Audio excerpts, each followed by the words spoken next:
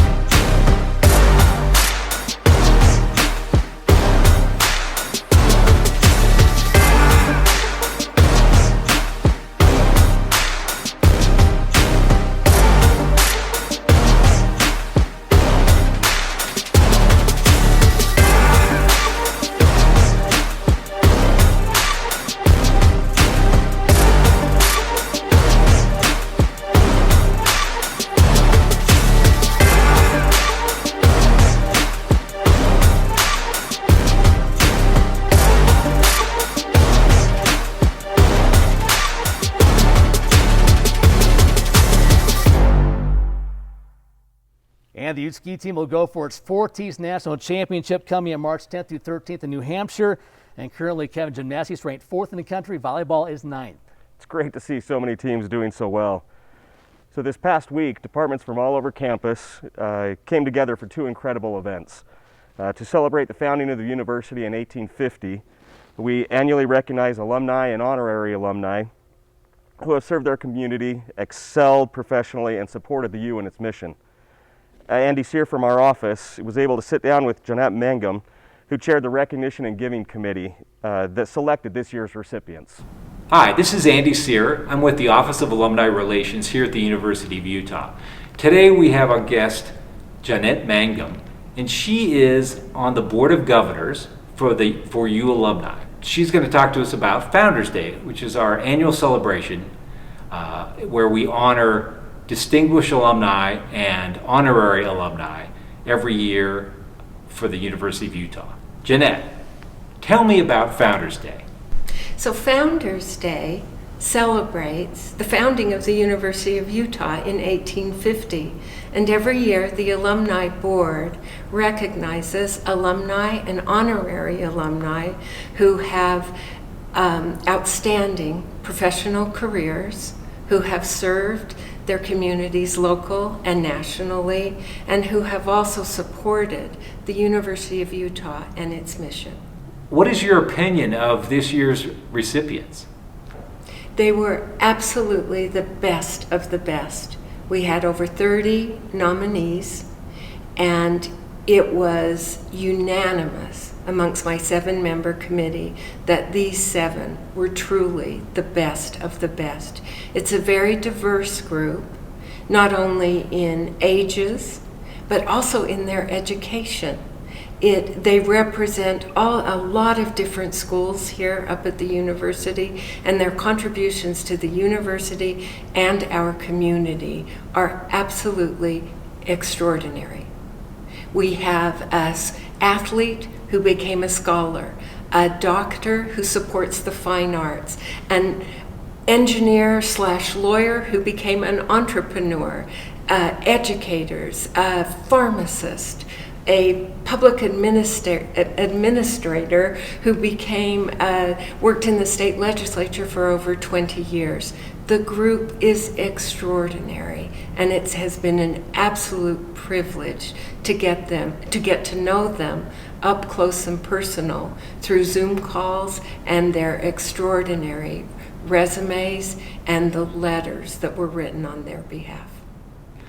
Jeanette, thank you so much for being with us today and telling us about Founders Day and the amazing honorees.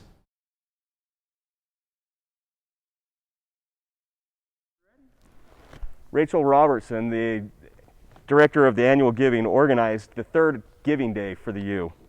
The U community from around the world came together in an 1,850-minute fundraising effort for projects and programs from all over campus. Hi, this is Andy Sear. I'm here at the Cleone Peterson Eccles Alumni House, and we are interviewing Rachel Robertson, who is the Director of Annual Giving for the University of Utah. So Rachel, tell us about Giving Day 2021. 2021 was a spectacular year. We smashed numbers. We had a record number of campus partners involved with 72 projects this year. We blew our numbers out of the water from 2020 with raising over $1.2 million from 5,200 donors this year. So thank you to our generous donors here in our U community. We also had a special spectacular gift from our Coach K, the men's basketball coach, and his wife Jan.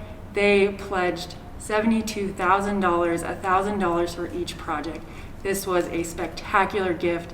Their generosity knows no bounds, and they helped our whole campus community this year. So we had special moments like that. We had interaction with our students. We had over 270 student donors, which was really special to see this year. Can you think of a couple projects that really stood out on this year's Giving Day? This year we had a record number of 72 campus projects. This ranges from everything from student success to athletics to critical health care right now. We had a ton of COVID and student emergency needs, and we were fundraising specifically for some of those projects, but then also our true U community, which is everything from university neighborhood partners to our cultural centers like Red Butte and Utah Presents. If there was one project that kind of stood out and really got a lot of attention, what was it? Utes with Wings, it's an amazing program. It is through athletics, and it is supporting our female athletes here on campus, whether that be scholarship or other development resources that specifically female athletes need. So tell me again, how many projects on campus were funded by Giving Day? How much did you raise compared to last year? So we raised over $1.2 million, and this is going all throughout campus, over 72 different areas, and then this comes from 5,200 donors. Now, how many donors did you have last year? Last year we had about 4,700 donors, so we increased our donors this year. Rachel, thank you very much for that update on Giving Day 2021, and just congratulations to you and your team, and a big thanks to all our alums and our U community family for their generosity on Giving Day.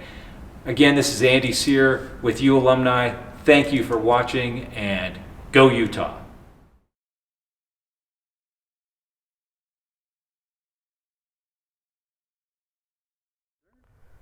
The U has so many fans and supporters. It's fun to hear about the different traditions, the memories, the favorite players, and relive incredible moments. We have multiple Superfans this week. We'll start off with Leo and Harriet Hoff. Welcome the Hoffs, Harriet and Leo, our Superfans for this week. How are Thanks, you doing, Kevin? Leo? Great to be a super fan. Thank you, Kevin. It's wonderful to be here. I just wanted to ask you some questions, get to know you as fans, and see what your answers are. These are always fun. So who would you say is your favorite Utah player and why? Well, we in volleyball, which is one of our main sports, It's easy to pick out one of our favorites, back over the years. But what we've thought about, Harry and I talked about this, and it's not just one player. There are plenty of stars, which are obviously wonderful. But the nicest thing is just watching all the players grow over their time. And so rather than singling out one, it's just fun to think about all the players we've seen go from sort of gangly freshmen into savvy seniors, including the ones on the end of the bench who work just as hard as the stars during practice and are important to push the stars during practice, but may not get into the game, but they're cheering and doing their dances and celebrations. And it's that whole team effort that we would highlight as opposed to a single player, even though there are many that we've loved watching over the years. Is there a match or a game that stands out to you that you really remember? Now that is an easy one. December 7th, 2019 at BYU, second round of the NCAA, 25-15s all across, the perfect match. Nice. No more fun place to have been. You're big volleyball fans. Then in Smith Fieldhouse with the BYU fans completely quiet and all you can hear is 300 wildly cheering Utah fans. It's great to go down there and get a win, isn't it? Yep. Yeah. The Utah band was there playing the Utah fight song. The BYU band didn't show up. And so it's 300 Utah fans, 4,000 BYU fans, all the Utah singing and dancing, and the BYU fans with their heads down, slowly moving away. And the Utah fans didn't leave until the BYU servicemen started to cut out the lights. So it's a half hour later, they turned off the lights, and finally they got us out of the gym. So is there a tradition that you guys have? Well, one of the traditions we love is when the introductions are made and all the kids line up and the players come by and high five the kids. We sit down near the court, and for some reason, Harriet and I, there are two of us, but we have 9 season tickets for a lot of sports because we want to be able to bring any of our friends that happen to be around. So it's lovely to see the kids lined up right in front of us, all of our friends looking and seeing the smiles on their face. So that's one of my favorites. And I will say it's sort of the bookend to that is at the end of the match, all the players stay on the court and they let the kids or everyone come down on the court and greet the players, and just seeing these little kids getting to greet their idol, high-fiving them, getting their picture with them, getting their autograph, and their just faces are just lit up like you couldn't believe. It's just such a delightful thing to see. Beth's done a great job of making a fan-friendly environment. Is there a favorite highlight that you have of your time of being a Utah fan? There are tons of highlights in terms of great wins, but I'll give you one moment. It was about a 5-second moment that sort of, for me, highlighted the real spirit of competition. It was down in the match, the BYU match that Harry talked about. It was one previous to that against Illinois. We were losing badly. We were about to end the match. It was volleyball. We had a horrible pass. It looks like we're just going to have to free ball it over. And Berkeley Oblad, who was the middle blocker, was in the back row. She pushed aside the hitter, just give her physically pushed, and hit a kill from the back row. Beth Lanier said it's the single most inspirational play she's seen in 30 years. Won the point on that kill, and then just steamrolled them the rest of the way, won the match. It was just a small moment by really one player, but it's just seared into my mind has what a single player and a single moment can do to turn around a match. And I'm going to say from that sort of same weekend, we've been here. This is our 15th season watching Utah play volleyball. And after winning at BYU, we went to the Sweet 16 at Stanford, and we decided on a whim just to fly out to Palo Alto and go to that match. And we took our neighbors with us, who we've turned into big Utah volleyball fans, and it was just a special thing to be at that match. And all the other players, all the other fans from Stanford after the match, Utah lost 3-2, but we're the only team that took any sets off of Stanford during the whole tournament, and they were national championships. It was a spectacularly great match, and having all the fans come up afterwards like, wow, your team is amazing. You got a terrible seed. You should have been going to the Final Four. You guys are awesome. And it was just really a great sort of all the fans from both teams enjoying a great match and then being in each other's company and cheering for their teams. Really a highlight. It's really fun when the program gets that recognition. And Beth's done a great job. This year they're having a fantastic season. It's fun to watch. Man, it is. Be nice to be, everyone in person, but it's fun to watch them on TV. Yeah, we just wish the Pac-12 would put them on more. Yeah. So, Leo, I've got to ask, the book in the background, I know that was written with Beth Lanier. You were a part of that, right? Yeah, Beth Lanier and I have been, for the last 5 years, been talking about one of the best ideas from my world business and her world athletics. And we started talking about how to take some of those best ideas and apply them to the University of Utah program.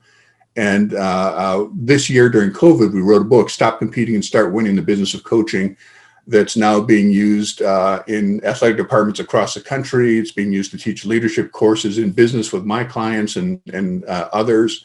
And it's used in sports administration graduate programs. And it really says, how do you look at the best ideas, no matter where they are, to give you ideas that can give you an advantage in your sport, in this case, athletics at the University of Utah. Sounds like a great book. Encourage all fans to go out and get it and learn something from Leo and Beth. And the one thing that's always the same, go Utes! Next up is Mark Hardy.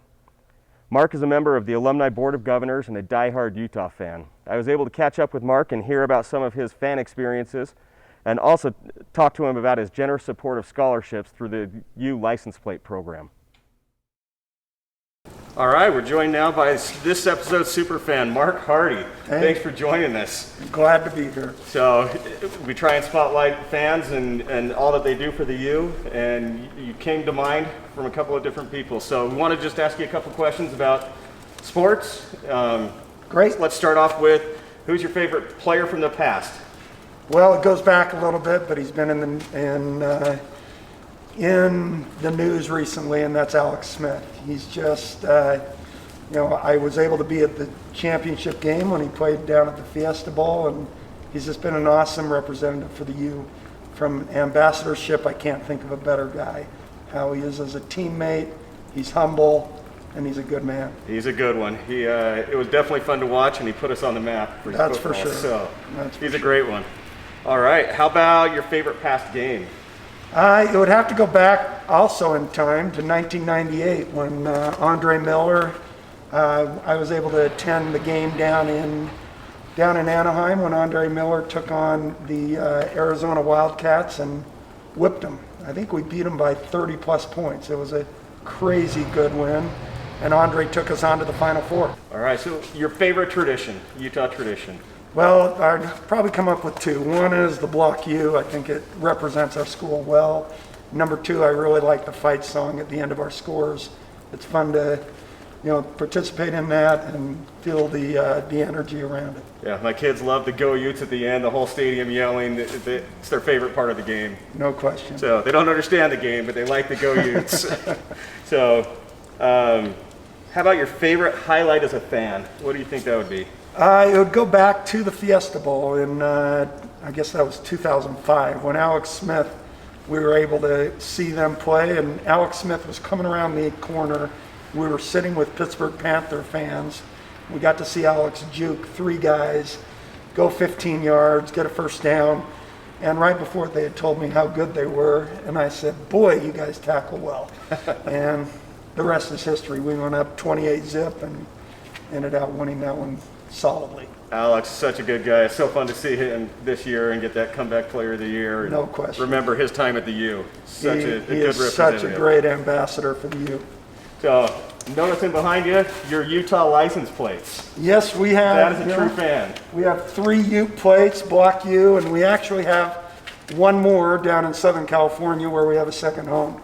So we got 4 in total, and every car we have will always have a Block U on it. Representing, that's great. It's a scholarship program through the Alumni Association. So great to see the support. Why do you support so much? Like 4 license plates, that's incredible. Well, it comes down to what you just said. First and foremost, I think, getting money back to the U, paying it forward, and getting scholarship programs for the students up there, that means a lot. Number 2, it's a great way to show who you're for. When I drive it around down in Southern California, I get a lot of honks, both from SC fans and some fellow Utes, and it's all a lot of fun to have it there. That's great. It's a fun way to show your pride. No question. So if you were to guess, how many students do you think benefit from the license plates throughout the state? I believe I've been told it's over 100 students a year, and it's a fantastic program. And I know all the monies from those plates go directly to scholarships, so I can't think of a better way to have it. They do. It's why it's fun to see the plates on the road, knowing that every one of those, all the money going to that goes to these students on campus. No question. So last question, where do you get your license plates at? How do you get them? Well, from what I understand, I got them by going to the DMV, and that option is there. You can also go online to utahplate.com and get them there. That's great. Hopefully everybody else will get your license plates and help support, and keep cheering on the Utes. Go Utes! Having a U license plate is a great way to show your Utah spirit and to support scholarships at the same time. All right, sure is, Kevin. Well, during these virtual huddles, we try to keep you up to date on the Ken Garff Performance Zone at Rice Eccles Stadium project, and today we wanted to give you an exclusive look at the all-new premium terrace seating area.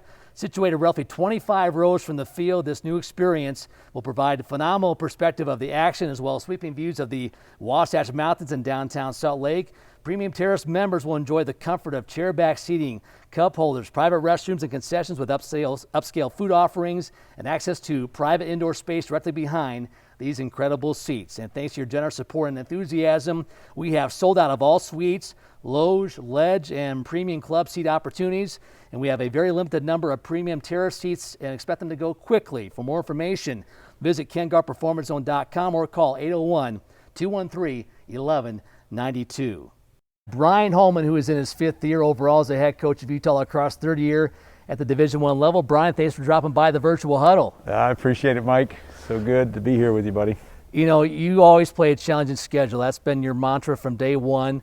Already this year you played 2 top 5 teams in Denver and Loyola, or 2 top 12 teams, I should say. Just tell us about how your season has gone so far. Yeah, it's gone great. We're 4 games in. We're 1-3, but before this last game against Loyola, we played Denver week 1 and we lost 9-8, and I was just so proud of the kids. I didn't know what was going to happen there. You're playing, perennial national championship caliber program. Right. And so played really well there. We had our chances down the end that I think we could have made a couple plays, and I think we could have put a little more pressure on them. We came back. We were down 9-6. We scored 2 straight. And then we play Bellarmine, a team that will be in our new conference starting next year, and we kind of challenged the guys as to kind of set the tone on what we thought the conference should look like, and we played a really good game, and then we played a great game in the 4th quarter. I think we went on a 5-1 run, which is something we've been trying to focus our guys on. In the first couple of years, we started out early in games. We've had big first quarter runs, and we haven't played great down the stretch. And I think it's been a point of emphasis on our program of growth is to play a little bit more consistently. And we did that against Bellarmine, and then we kind of put the foot on the pedal in the 4th quarter. And then we go to Air Force, another team that will be in our conference next year, and we just had a dogfight. It was up and down, and I think that's a game when we left there. A lot of our guys were really disappointed. And, for me, Mike, that shows growth. Like a year ago to lose to Air Force by a goal, or 2 years ago, everybody would be like, hey, man, we can kind of hang out with some of the big boys. And, now our guys are getting upset when we lose those games. So that one kind of stung a little bit. It's the first time I've seen it carry over in our team, and which is, again, something I don't want to have happen, but it's actually a sign of growth where it's set for a few days. And then we hop on a plane again and fly we fly to Baltimore, and we fought, but we showed a little wear and tear. I think our guys were tired. I think they were no excuses. I mean, Loyola's, we could play them 10 times, and I'm not sure we would beat them once right now. Yeah.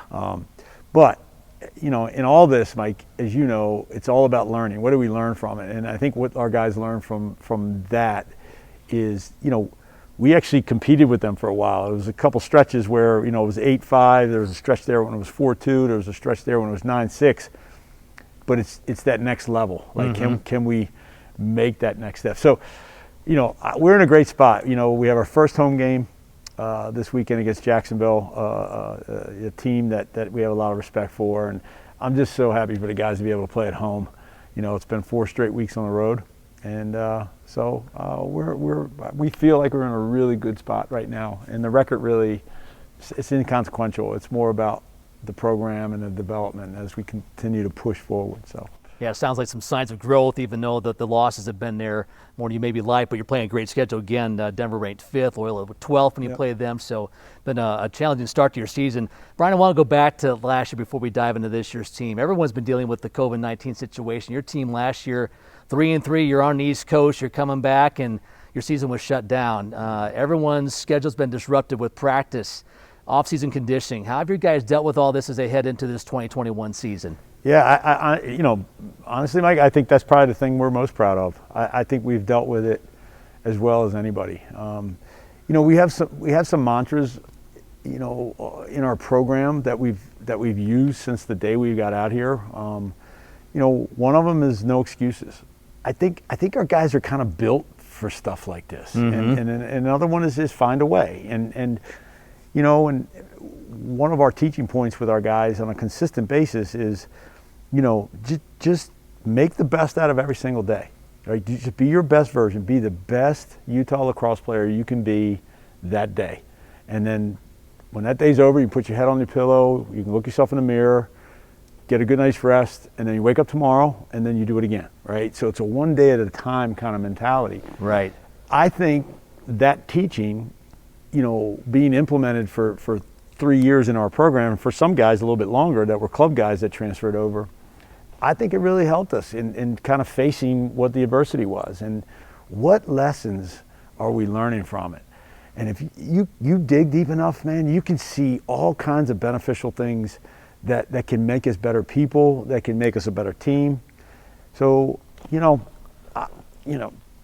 has it had an effect? Sure. I mean, things are different, but that's the way they are. So you adapt to the new normal and you push forward, and then you start creating in a different environment around the environment that's presented to you, right? So instead of trying to push your old thoughts and your old ways into this world, let's take what this world has given us right now and then carve, you know, hold on to some pieces of no excuses and find a way, but then you have to carve a new way around it. So that's been our approach, and I give our guys a tremendous amount of credit.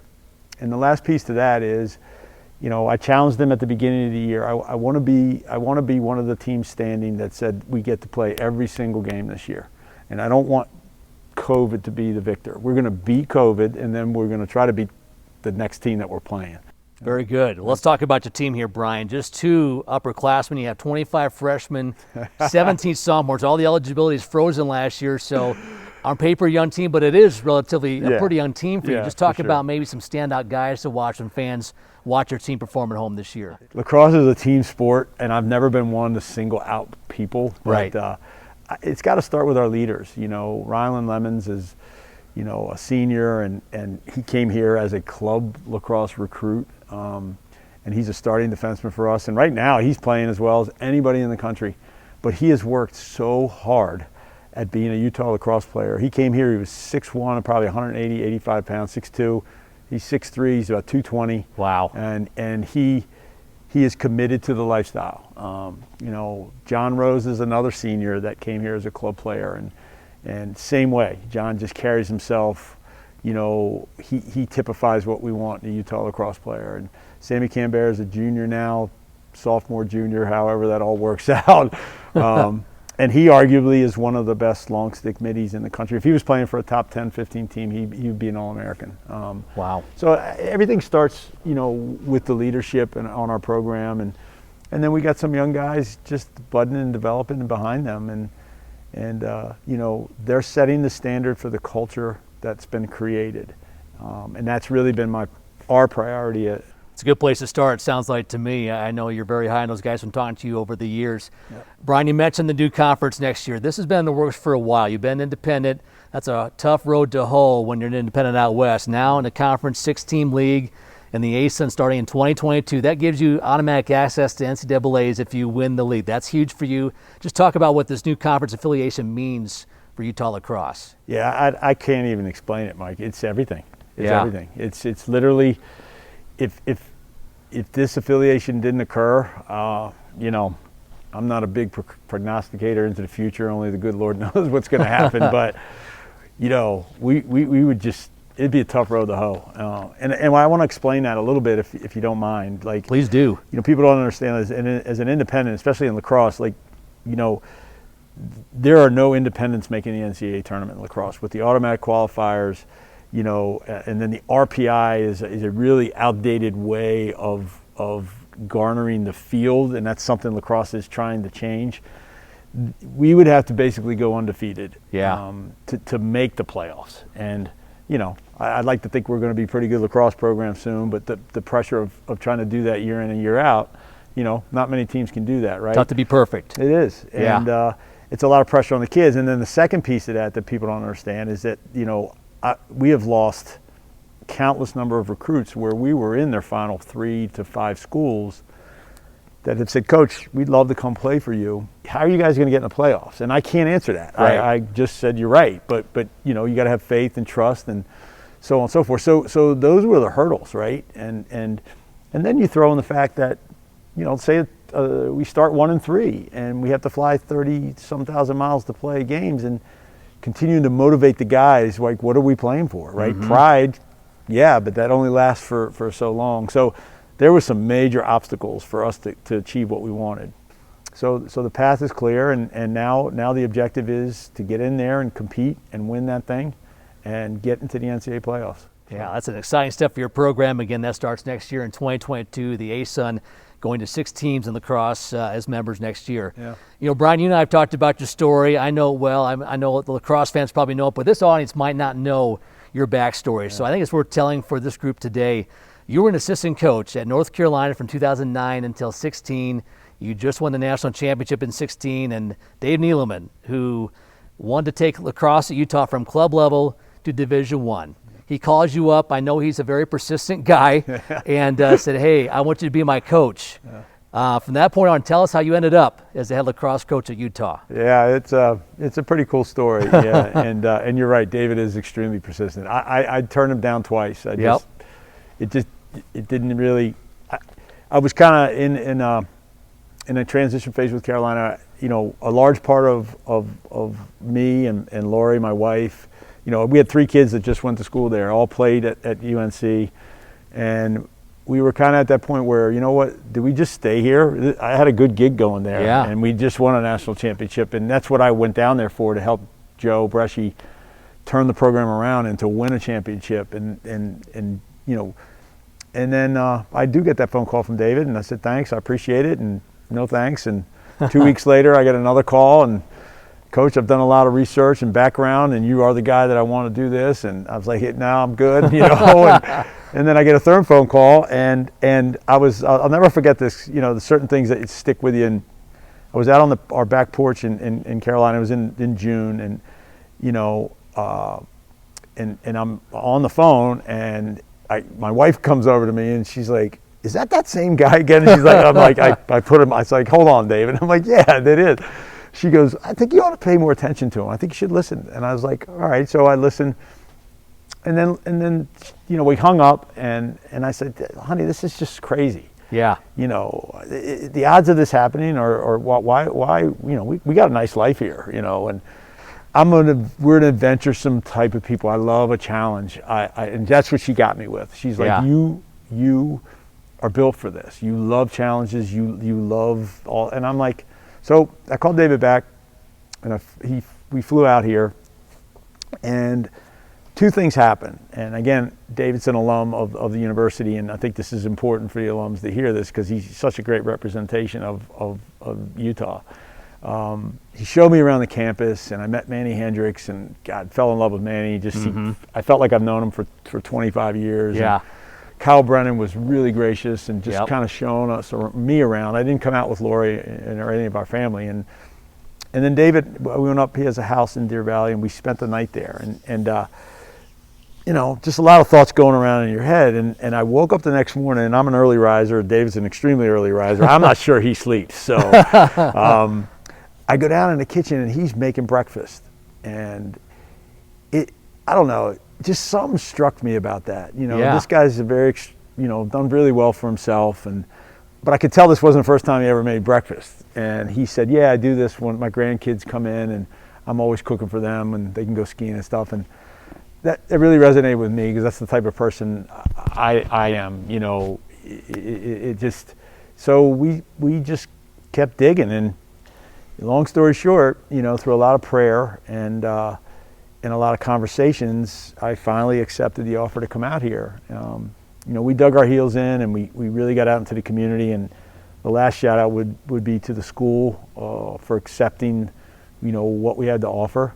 And then to this lacrosse community, and the community in general, and this city and state is just phenomenal. And you know, without all their support, this would have never have ever happened. And I don't think anything's been done like this in the NCAA in a long, long time. No. The way this whole thing, and you know, and I think it's worth other programs and schools to look into it because we did accomplish it, and we are doing well. We've got 48 guys on campus from 19 different states, you know, and you know, they're getting a 3.4, almost a 3.5 GPA. And everything that I told the school we would do, we're continuing to get there with. So that's kind of how the story unfolded. It's a great story. You're right. It's almost very unique. Almost has never happened anywhere to build a program the way you have. And you said it was a gamble. Yeah. There was no guarantee. But now here you are, Coach. You're ready to go to Year 4 Division I. You've got a conference lined up. We had a Twitter question come in saying you were very clear with your goals when you went Division I, saying Year 5, we're going to NCAAs. There's been COVID-19 impacting last year, this year as well, but you've got a new conference next year. Have you changed your 5-year timetable to make NCAAs with everything that's happened to you? No, that would be an excuse. So there are no excuses in our program. So, you know, we'll push forward, and the light is clearly at the end of the tunnel. The train's not coming at us. You know, we can see the light there. Yep. And now it's time to put all the pieces together, and we're going to compete hard this season, and we're going to grow. That's why I'm praying for 12 games, because now these freshmen get a full year under their belt. Last year, the only thing that hindered us was we were still playing a lot of young guys, but they only got half a year. Right. You know, so, but we'll get that back. We'll get that back through practice, and we'll get that back through competing this year, and next year it's game on. So, yeah. Exciting times for your program. Let's talk about your schedule, Brian, before I let you go. 3 home games this year, the first one coming up Saturday against Jacksonville, 1 o'clock. That will take place at Crimson Field, which is part of the new soccer lacrosse complex over by the softball stadium. It's off Mario Capiccio Drive. Should be a fun afternoon to get your guys out there. The weather should be great. Just talk about your home schedule here in 2021. Yeah, it's sad because we had 6 home games. So we're down to 3 now, and one of them is a Division II school, Westminster, which I just needed, why not? Right. They're right down the street. It helps them, it helps us. But yeah, we had 6 home scheduled games, and 4 of those teams, because of COVID, the schools determined that they weren't going to fly. So we ended up with really 2 Division I games, Jacksonville, and then we finished with Robert Morris at home on May the 1st. Yep. But yeah, we got Jacksonville Saturday. That's priority number 1. I'm just so happy again for the guys to be able to play at home. 4 weeks on the road is a little tough, but and they're a great opponent. They're actually going to be in the Southern Conference. They're in the Southern Conference, and the ASUN and the SoCon are kind of like sister conferences. So we'll have 2 crossover games in the SoCon every year. So Jacksonville is probably going to be a regular opponent for us moving forward. And then we have Westminster the next week. Great program, Division II school here in town, and then we finish up on May 1st with Robert Morris. Well, I think it'll be fun just for fans to watch your team. Obviously, they can't come in person, but they'll be live streamed. Yep. Maybe some fans later in the year, we'll see. But I think just the fact you're playing the schedule, you've got some home games for your kids, should be exciting Saturday. Brian, appreciate the time. Thanks for dropping by. Yeah, I appreciate it too, Mike. Thanks a lot. All right, Brian Holman, head coach of Utah Lacrosse. Kevin, over to you. Utah Athletics is giving you the chance to be recognized as the ultimate Ute fan. Join our Facebook group and enter the upcoming Ultimate Fan Contest. Our first winners are Albert Gamboa, Kenny Jackson, and Debbie Cude Robinson. All of you have won a Utah prize pack. Congratulations. All right, Kevin, that will do it for today's show. Thanks for joining us. Also, thanks to Brian Holman for being our special guest. Thanks to our crew. We'll see you back here in mid-April for our next virtual huddle. For Kevin Stoker, I'm Mike Lagerschultz. Until then, so long, everybody.